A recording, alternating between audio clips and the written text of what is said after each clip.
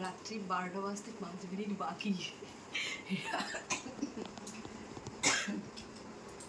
12টা বাজলেই দুটো কাজ, এক হচ্ছে লক্ষ্মী পুজো, এক হচ্ছে ছেলের জন্মদিন।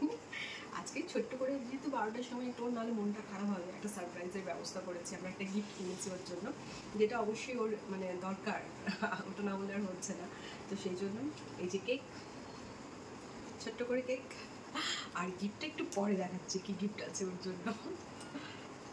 5 মিনিট ওয়েট করি, তারপরে আর 4 মিনিট মতো বাকি আছে, তারপরে দেখা হচ্ছে। এবারে আর 1 মিনিট বাকি, ওকে ডাকা যাক। Happy birthday dear Tatun, happy birthday to you. আস্তে করে লেগে যাবে হাতে, দেখবে। আচ্ছা, তোর জন্য আরেকটা গিফট আছে, তুই গেস কর কি গিফট আছে। কি কি হতে পারে? কি হবে? কি হতে পারে? তোর কি মনে হয় কি হতে পারে? কি হতে পারে? হ্যাঁ, এটা কি? হ্যাঁ, তুই আশা করেছিলি এরকম কিছু পাবি?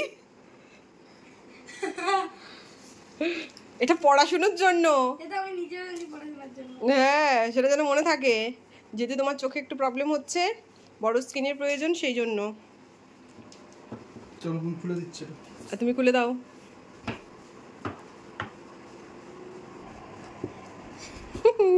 থ্যাংক ইউ বল।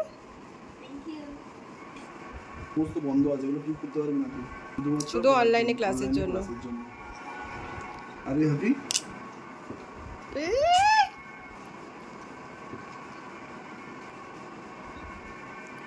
চলো এবারে ঘুমাতে যাও, বাপ বেটার প্রীতি শেষ, যাও।